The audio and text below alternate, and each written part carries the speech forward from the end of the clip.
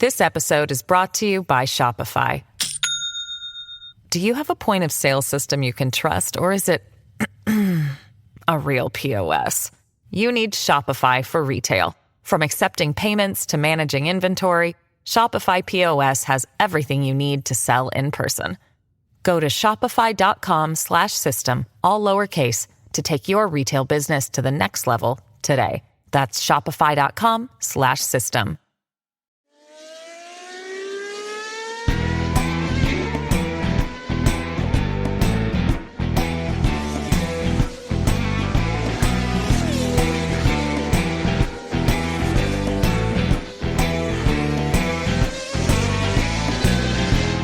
I think we're live. Yeah, I think we are live. If you can hear us, guys, drop us a hello and drop us what you think of qualifying from today, because we've had so much time to prepare and Kunal and I are still not over and done with our preparations and our analysis from qualifying. Because that, Kunal, that was a qualifying session. That was Max Verstappen on pole for the first time in 9 months. So much has happened since then. It's unbelievable. Was that a qualifying session, or was that a Max Verstappen special all along? Because at the end of the day, I think it was just Max Verstappen. My goodness, magical Max, as we'd call it. Call him what you want, Super Max. I think Fernando Alonso has already taken magical Max, but it is so crucial to dissect how on earth did he really pull that off, Somil. That's the key thing. I think I have an answer to that, and a simple answer to that question is because he is Max Verstappen. Nobody else can do it. It's a cheat code. It's like having a 95 rated player or having Ronaldo or Messi in your FIFA Ultimate Team. Just because they're Ronaldo or Messi, they can do anything. They can shoot from the halfway line and score. They can dribble past 10 people and score. And your only response to that is because they're Ronaldo or because they're Messi. Same in Formula 1, Kunal. You can only get a pole position with a car that's been struggling badly and has often faced issues with its second driver, and put that into P1 because you are Max Verstappen. I think we've reached that level of greatness. Well, I don't understand the FIFA scoring. I definitely don't understand the sport of football. As they say, you need just one ball to play the sport of football. What Max needed was definitely more than that today. Because he said he almost would have crashed 5 times on that lap, right? He said turns 1 and 2, turns 6, 7, and 8, and at the spoon corner, he said he almost thought he's going to crash. But Somil, the key to Max's lap, actually, I'm not going to build up any suspense, despite everyone saying build suspense when you're doing content online, keep people longer on the stream. No, I'm going to tell you right away, based on my readings, Max's lap was all down to tire preparation. His tire preps were so slow, and I was sitting in on his radio channel trying to listen in, and his tire preps were so slow or so good that there was once when GP already complimented him, saying this is very good, and he said now it's time to wake up the tires in turn 15 and gentle introduction. And then his outlap for that final Q3 run was so slow that I think it was Oscar Piastri or maybe it was Lando Norris, I can't remember, who was actually told that that's Max ahead of you. He's having a reasonably slow outlap as well. And it was all down to that tire preparation, which gave him the bite when he really needed it. And guys, everyone who saw us in the preview would remember this is that classic driver's circuit where the driver's confidence in the car, in the package, in confidence and experience, even of maximizing these risk opportunities, or while out at the circuit, is what delivers lap time, and that's what Max Verstappen got today. What a golden lap! We will remember this lap for ages to come. He'd be a good dad, wouldn't he, Kunal? Because he's easing into the tires, knowing when to wake it up at the right time, not stressing it out too much. But when he wakes up the tires, he has so much of fun with it. He's able to play around, have a healthy breakfast, and then just push it down, send the tires to school, and school every single other driver on the grid as well. Because that is how you drive in qualifying. That is stunning. And I don't even know how to describe it beyond the point, because nobody else can do that. I don't think there's any other driver on the grid who, given the circumstances and given how tricky this car is, and given how good the opposition is, can pull out a lap like that. And it's not like McLaren's, they made a major error. Lando Norris came out to the media and said that I think I did everything possible with the car on that lap, and I extracted every last tenth and millisecond of it. And still, Max Verstappen was up by 1.2 hundredths of a second. That, by the way, is just 4% of the time you take to blink. That's how close qualifying was. And Max Verstappen was the one who had the advantage in that. My God, yeah, I think we need to start worshipping him, Kunal. Like and especially when his teammate, who by the way did very well to be very close to Max in most of the qualifying session, has qualified in P15. How do you explain that to a layman? You can't. I think the only reasonable explanation is he's Max Verstappen. He's just the very best. Supermax, as Aniket says on our live stream chat. Yes, we have to compare him to Yuki Tsunoda, etc. But at this moment, I'm still not done talking about Max because he's not had a pole position since a really long time. As you remember, I think it's been, everyone else has scored lots of poles till Max actually had a pole position. And I actually wrote that down. So I'm going to try and find that while we speak at some point. But since Max's last pole position, okay, and my notes are several, Lando Norris has had 8, Russell has had 3, Leclerc had 2, Sainz had 1, and Piastri had 1. So that's how long it's been since Max's last pole position. And his last, he's had 3 consecutive poles here: 2019, 2020. 2023, right? Yeah. And now it's his 4th consecutive pole that he's pulled out here as well. So just Max masterclass in a car that he's clearly been saying it is still not the best of the class. And, we saw that there were times when Ferrari came close. There were times when Mercedes actually came close. In fact, McLaren said Mercedes is our biggest threat for the race weekend. And guess what? Max has just put it out there. And Sawmill, it could well be one of those damp, dry to wet, wet to dry races. And which driver is actually the best of the class when it comes to mixed weather conditions. And Max has actually put himself in the best position to try and be in that battle for the win. And for Formula One's sake, for our sake, for Max Verstappen's sake, I really hope we have mixed weather conditions, because if it is dry, then the McLarens are going to run away with it. They wanted Yuki to be there so they could help Max with strategy. Right, but Yuki's not there. It will be 2 against 1 again in the top 3. 2 McLaren drivers versus the one lone Red Bull Ranger, as we've called him all these years. But Max will have track position, which we saw in China can turn out to be the most important thing. We saw that with Oscar. We saw that with Lewis also in the sprint race. Being ahead does you such a world of good, especially in terms of preserving your tires. And those McLarens, I don't know if they're set up to race at the front or to race in the middle, because we saw that issue with Mercedes a couple of years ago. Sometimes you're so confident that you're going to be leading that you end up setting up your car that it's not the best to follow, but the best in clean air. And then your tires could end up being even worse, which means you consume even more of them and cannot really fight your way up to the top. For all you know, that might happen if it's a dry race. And let's not forget, there is no better driver in Formula One in converting a pole position to a race win than Max Verstappen. Let me just tell you the numbers of this. Let me pull this up from my document. Verstappen has had 32 race wins from his past 40 pole positions, an 80% pole to win ratio. And mind you, a lot of his poles that haven't been converted into wins have come down to DNFs or technical issues. Like I can remember the British GP where Carlos Sainz won his first race. I think that was part of it down to that as well. Carlos Sainz also winning in Australia when Max had pole, because Max had some underbody issues as a result of that. There's so many instances where Max hasn't converted pole because of some crashes or some DNFs. Given a normal scenario, like Alice has now pointed out in our chat, you just can't beat him. He's great under pressure. And as we saw Suzuka and Monaco, 2 of the best pole laps. I agree with you.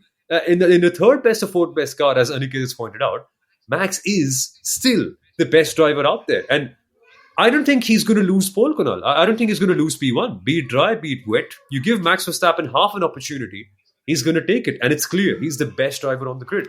If that was Lando's 100% and he couldn't get P1, and Max was giving his 100% in the third best car, That tells you all you need to know. Third, I honestly. would say it's probably fourth best car as well. It's not the third best, in my opinion. But, with the Max Verstappen factor, it is so difficult to actually call Red Bull and where they stand in that whole pecking order of the 10 teams in Formula One. So Max's gap to P1 was 100th, right? So Lando Norris was 0.12 slower than Max Verstappen. But guess what, Somil?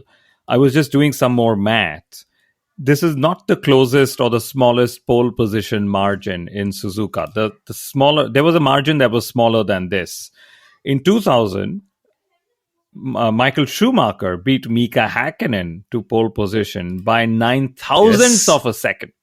Okay, so that's how close it is. But of course, I don't think I didn't get to dig when last were three drivers so close, because 400ths is what Oscar Piastri was off in P3, and Oscar was like, to be so close to pole and then still be P3 is what is painful, right? It's the first time Oscar Piastri is outside of the top two in qualifying in 2025, and stats are going against Piastri, who's, increasingly becoming one of those favorites for the Drivers' Championship in 2025. Like we said in the preview episode, the front row has a heavy victory bias.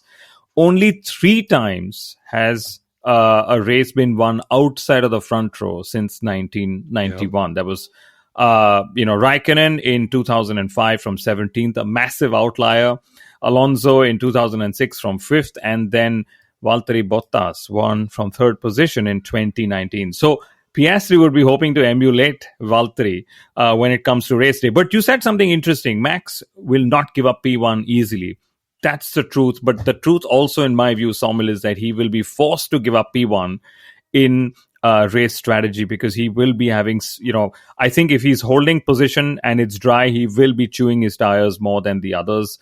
The McLaren is just so much better at tire management and, of course, curb riding as well, something that's crucial at Suzuka. Yep. So, in my view, Max will not give it up, but he'll be forced to give it up in pit stop strategy unless Red Bull and Yuki Tsunoda find a way to get themselves involved at the front, which seems doubtful.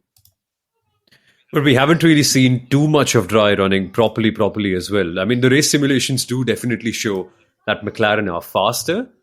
But race day is something else. Race day is when Max Verstappen comes alive. That's the big factor, right? Who would have thought, Kunal, that after looking at qualifying and all the data, that we would have Max on pole position in the first place?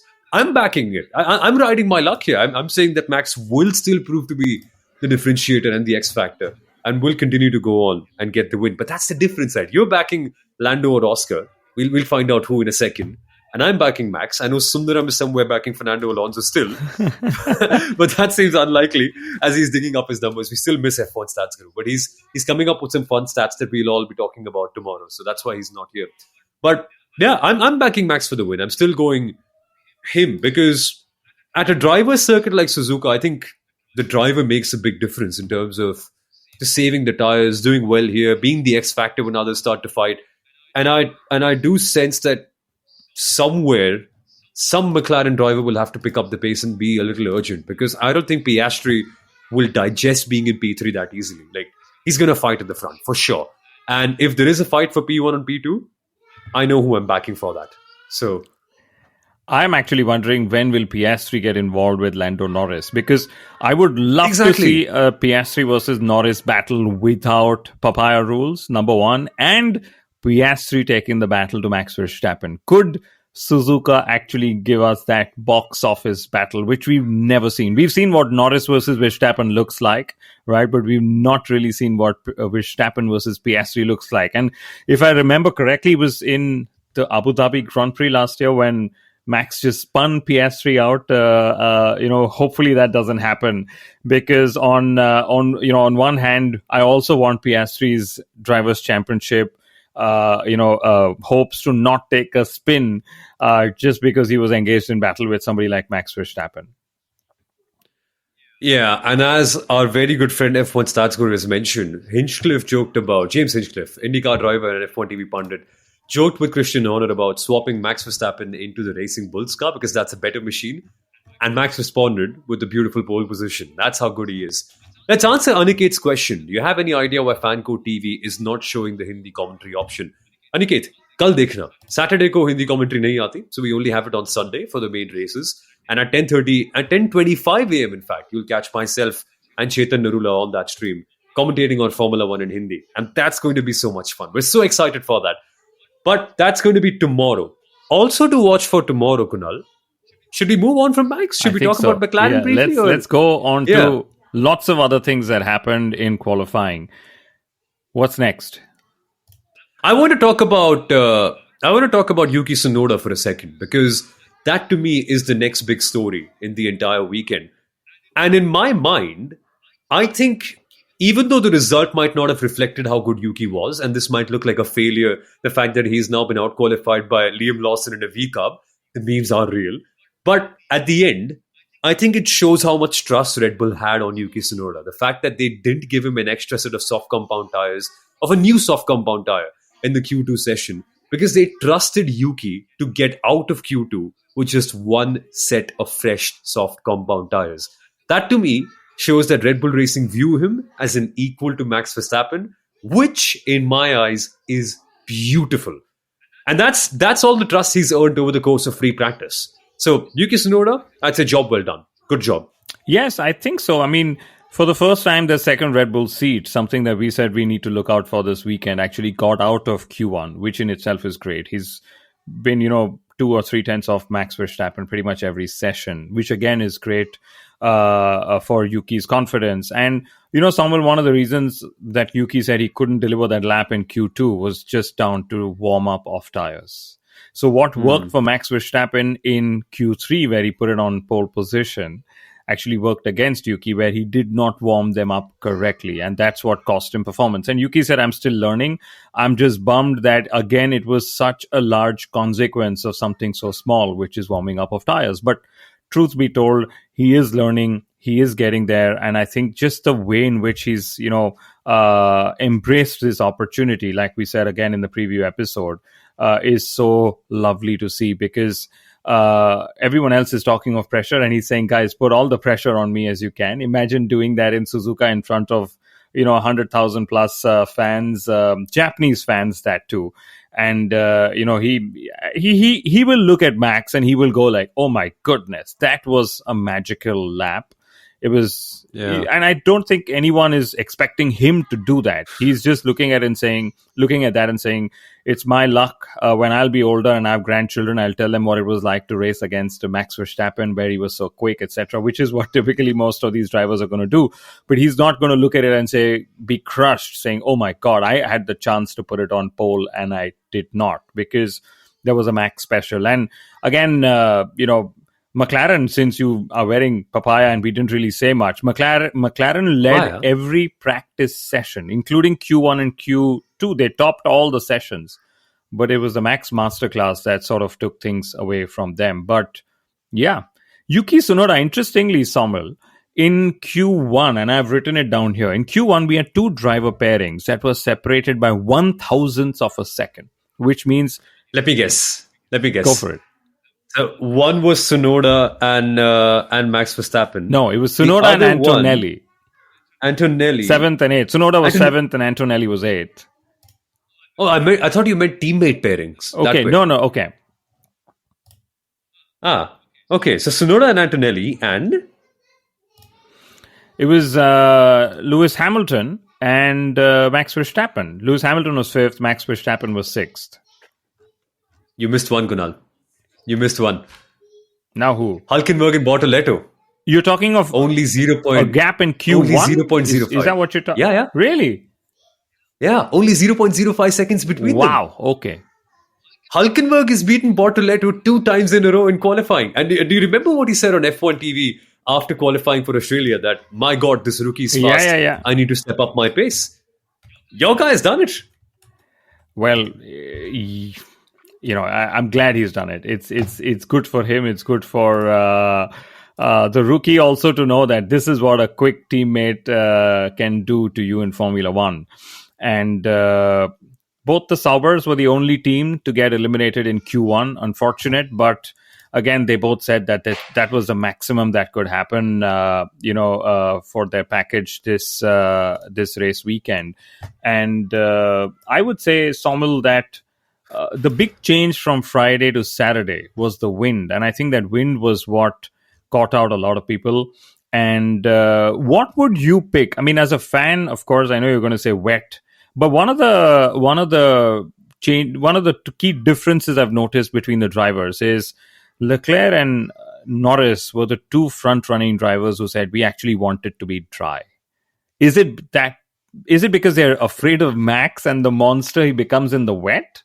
Or, well, at least in Leclerc's case, he said, I have gone extremely aggressive with car setup, and I think that setup will work better for us if it stays dry. That's what he said. And then Lando Norris, of course, said he prefers it to be dry, but the McLarens were quick in the dry and the wet in Australia as well. And Norris actually pointed out that the margins are so small that when he and Piastri actually tried to push more with their package, they went slower. But it was the opposite for Max, that when he pushed, he actually found more lap time. So such beautiful nuances in each driver bite and each story, as as we would read post qualifying. Yeah. And I find that comment to be very interesting, but not surprising. Of course, Lando and Charles wanted to be a dry race, because it's like asking, would you like to play football against forearms, or would you like to have him in an arm wrestling competition? He's forearms. You don't want to arm wrestle him. You want to play football against him. That's the strength. You've got to play to your own strengths and not go to the strengths of your rival, which is the wet, where Max is literally untouchable. The guy can win from P17, and it is talent, not luck. So there's a reason behind that. Wow. But I think it's going to be a very interesting race also, Kunal, because if it is cold tomorrow, as I predicted in our preview episode, I genuinely think that George Russell can be in the mix. Sure, he was not in the top three, and you can shed more light on why exactly that happened. But the Mercedes in cooler temperatures has turned out to be a very good race car. In Qatar last year, they were very good. I remember Las Vegas, they were dominant, by far and away the best of everyone. Of course, it's not a very slippery surface here, so that slightly plays against him, because Las Vegas is the ultimate Mercedes circuit that way in terms of car characteristics. But cooler temperatures, a very, very good driver, and unlike Red Bull Racing, two drivers in the top five. So that really helps out. Wait, was Antonelli fifth or sixth? I think he was sixth. I'm getting confused. Yeah. Sixth. So two drivers in the top six. So that's a genuine strength. And by the way, we'd love to know your opinions too, guys. You've been so engaging in the chats, and we'd love to hear your comments and what you think about this whole scenario too. But yeah, Mercedes, I don't think we can count them out. No, I don't think we should, because firstly, hats off to Antonelli, just 2/10 off George Russell. It's his best start position of 2025, I believe. And let's remember, he is a rookie, even more so for this circuit. And, as endearing as a teenager would, sort of sound after driving of a really quick Formula One car across the best drivers circuit around. He said, I couldn't build the confidence I wanted to, even though I was sort of making steps. And he said, I felt quite lost after the free practice sessions, but I maximized my qualifying result, and I finally put in a decent lap. And then, he said, I still have a lot of work to do. Yes, Uttara Antonelli is leading the rookie championship, although I don't believe so. I think Isaac Hadjar is probably outshining every other rookie, but maybe in terms of points, yes, why not? But George Russell, Somil, pointed out something very interesting. And, this is what I love about Formula One, that even though you know what works, there's so much trial and error. George says, I tried something different with the tires on my final run in Q3, and they just ended up being cooler. And they weren't ready when I started the final run. And what did you notice when you were watching his onboard, Somil? Yep, turn number one, not very good. He had a bit of a slide, didn't have enough grip. His car aggressively lost grip over there. So he had to make a big correction. And even at the hairpin, his exit wasn't the very best. I don't think he had enough, or rather, I don't think he had the right tire temperature, because his exit was very slippery, almost like he was driving a rally car.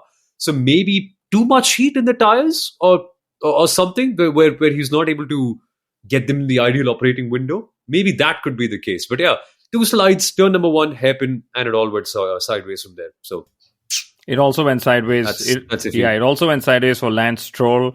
the lead driver at Aston Martin who scored 100% of the team's points. And Lance said he hit a gust of wind, a 20 kilometer per hour gust of wind through the S's, and then it just went away from him in Q1. And he said it would have been tougher to get to Q2. Anyway, Jack Doohan, who also wasn't he eliminated? Yes, he was eliminated. He was 19th. He was 19th, but still 0.3 quicker than Lance Stroll in P20. And I think Jack Doohan was just 1.1 second away from the McLaren driver who topped Q1, if I remember correctly. So That's not too bad. But, Samuel, Jack Doohan said that he tried running T1, turn 1, entry into turn 1 with the DRS open on the Alpine simulator, and it worked. Well, let's not fault him for being a racing car driver, please. I am questioning how good or bad in this case is Alpine's simulator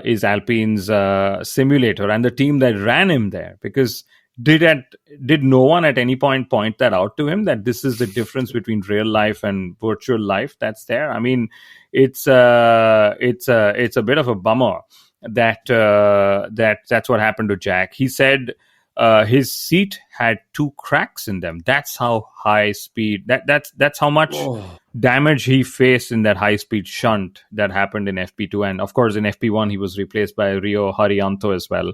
A lot of people. Interesting. That's a flashback from 2016. Do you remember? No, I have no idea what I was doing in 2016 apart from celebrating. No, wait. So we have 2 Rios who've now competed in the FP1 sessions. There's Rio Haryanto, who used to be there for Yeah. This was Rio Hirakawa, let's go. Let's go. But I don't blame you, because it's such a fleeting appearance, right? It's inconsequential, honestly, if we were to put it that way. Yeah, could be. What else is inconsequential? Yeah. Lewis Hamilton, slower than Isaac Hadjar. 400s off. That's strange. Fernando Alonso, Aniket, Sadhan Nub. I like Aniket's comment. Yeah, Sadhan Nub is saying, what's up with the rookie Fernando? Well, Fernando said, they maximized the package of their car. They just don't have a really quick car at the moment, and this was the most that they could pull out.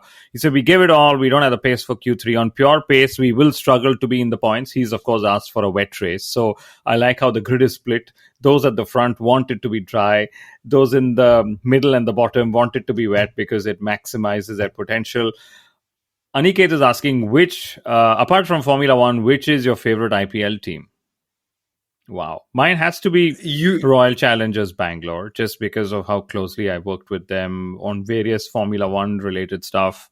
We had the Royal Challengers Bangalore logo on the Force India car for a few races for several seasons. I think it was Adrian Sutil, Nico Hülkenberg, and Paul de Resta who were there playing for it was one of those, collaborated content, but they came and played with Royal Challengers Bangalore at the Chinnaswamy Stadium in Bangalore. So that's my favorite team. Saumil, yours has to be Mumbai Indians.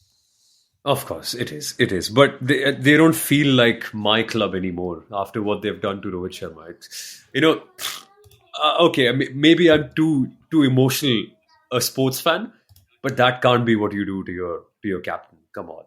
I don't feel the same love for the club anymore after that. But yeah, Mumbai Indians. But on the RCB chat, the coolest visual for me, a football, cricket and Formula One loving kid back in 2011, was to see a Force India Formula One car in the middle of the Chinnaswamy Stadium and the cricketers, Chris Gayle especially, trying to hit balls right at it. That was unbelievable. What an activation you guys did back in the day. You got a fan in me. And again, I haven't become an RCB fan as a result of that, but that's still something that I look back and say, wow, that is so cool. Like, that's the kind of stuff I wish they did at the Wankhede, but here we are. Well, Mumbai Indians doesn't have an F1 team collaboration unless the Ambanis actually buy a team, which now they have the money for it, but they don't have anyone who's willing to sell it to them. So unless one of the 3 Ambani kids were saying, I really want a Formula One team as well, it's not going to happen, because that's what Vijay Mallya did. He said, I have an IPL team. I want to get a Formula One team. although the Formula One team came first. But yeah, First, Sarika is saying, can Mercedes recover from that qualifying drop, right? I believe so. I don't think I would rule them out of the final step of the podium yet. I still believe, at least based on what we saw, it could well be that Leclerc and Verstappen have put their race cars little out of position, if that's the way to put it, which gives me the feeling that George Russell shouldn't be ruled out. He's in fantastic form and momentum. He said his contract is only 24 hours of a discussion away from Toto Wolff, but clearly lots of 24 hours have passed ever since he could have got that extension. So if Max keeps putting these kind of performances, and if Red Bull keeps falling back in the races and doesn't recover in the next few races, there's a good chance that call with George Russell may never happen, even if he's in that momentum of his life where he's putting the car on the podium pretty much every race. Because when Max comes calling, you can't say no. Who do you drop? I don't know. I mean, if I was Toto Wolff, I'd be so conflicted because honestly, I don't think there's any other driver on the grid. I'm counting out the world champions. I don't think there's any other driver on the grid after Max who's ready to be a number one quite like George. Like, I see something in him that I don't see in a Charles or a Lando or an Oscar even still. I don't know, man. It's such a tough call to make. But, okay, we must end on this note. We must end on one note, which is your heartbroken note. Carlos Sainz getting a good drop for impeding Lewis Hamilton. I think that was a bit too obvious, just unfortunate. But Carlos Sainz was feeling very comfortable in the car, and he thought it was Q3 was possible. He just didn't put the lap together. And he said he had a bit of traffic on his fastest lap, which he said, when the margins are so close, I wish the team would have done a better job, which I understand. And Sarika is, of course, saying, can we have 3 drivers per team? That would be fantastic if we could. Because that would just give us more cars on the grid, which I think would be pretty cool for lots of teams, lots of fans, lots of drivers waiting their lap 1 prediction. We'll get to that in a minute. But what I was talking of Alex Albon, he was so ecstatic. He said, we've made 4 Q3s happen. And he said, actually, our car is a better race car than a qualifying car. And he was just, saying hats off to the work that everyone's done in the team. But lap 1 predictions, Samuel, before we end. Lap 1 predictions. I'm going Verstappen stays first, Piastri goes second, Norris goes third, because Norris is in that real pressure cooker situation where he knows that Verstappen will defend aggressively for P1, which he has to. If he doesn't have track position, winning becomes incredibly hard.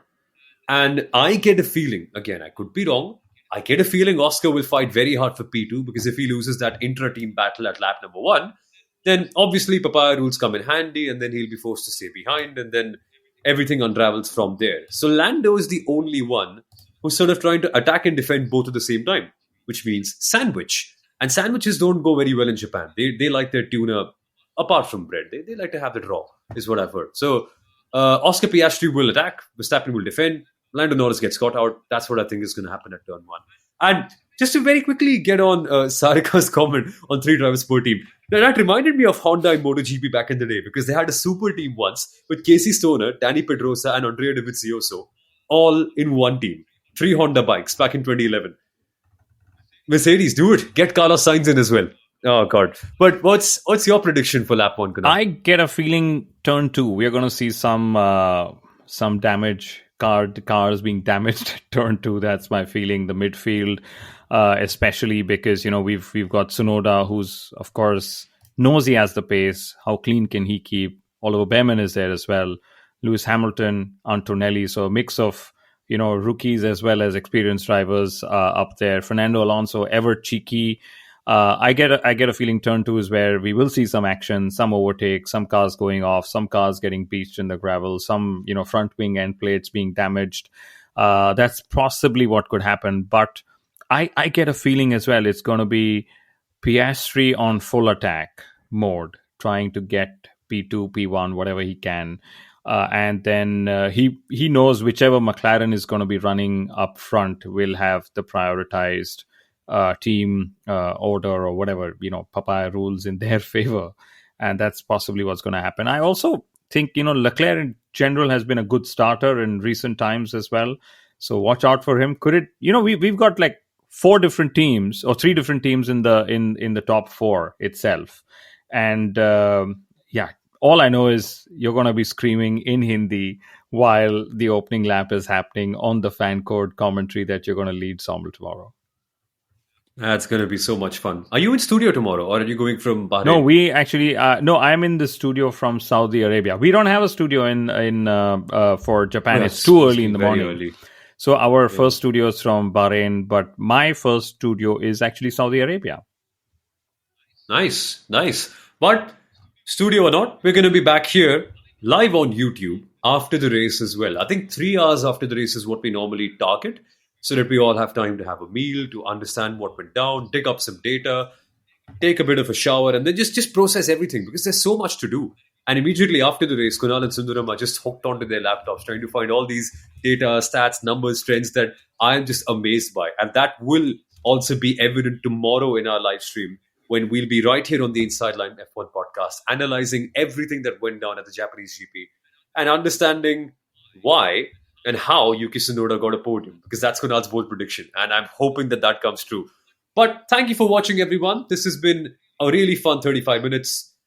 Should we end with this last comment? I think we so, should end with this last. Yeah, it's a good comment. Yeah, it's McLaren's purpled all three sectors, but split between Lando first and Oscar's second and third, while Max perfected the law of averages. Theoretical lap time and advantage, lost 126.760, quarter second faster than pole. Are you F1 stats guru in disguise? That's a good piece of data, my friend. That's very well done. That's how you and I also read data, because at the end of the day, it is about it's about stringing a lap together. That's the beautiful way of putting it. You can be fastest across all sectors on different laps, but what matters is, are you the fastest on that particular lap when you need to be? And Max being Max, like I said, turns 1, 2, turns 6, 7, 8, and Spoon is where he said he's really maximized his risk. And again, a very philosophical way to end it is, drivers know where they leave lap time on the table. That's another quote we end up hearing a lot of times post-qualifying, right? That I left some time on the table. They know where they can risk more. It's just about how much of that risk they are able to eat on that particular lap, right? So, for example, if you can eat 100% of that risk, you actually don't eat that 100% every single corner. You're going closer to that 100%. And, we've seen Fernando Alonso say this before, that, my goodness, if I keep driving, and this was last year, if I keep driving Q3 laps this way, I will crash one day. So it's all about going as close to that 100 and then bringing it back, and going as close to that 100 and bringing it back. And that's just what Max did today with such beautiful Max magic, as we call it. And it's not good manners in Japan to leave anything on the table half empty, be it lap time, be it food. And Max respects Japanese culture quite a fair bit. He did excellent today. But that's the note we will end on. Let's see what's going to happen tomorrow. Send in your questions and predictions to Uttara on our social media page. So she's managing it so well, and we'd love to get all of your predictions and questions there. And she can then bring it down to us, and we can chat with her and you on our live stream tomorrow after the race as well. So stay tuned for that. Like, share, and subscribe to the Inside Line F1 podcast. And please stay updated with when we go live next, because that will be a really fun episode after the race tomorrow. Okay then, we'll catch you tomorrow, guys. Bye-bye.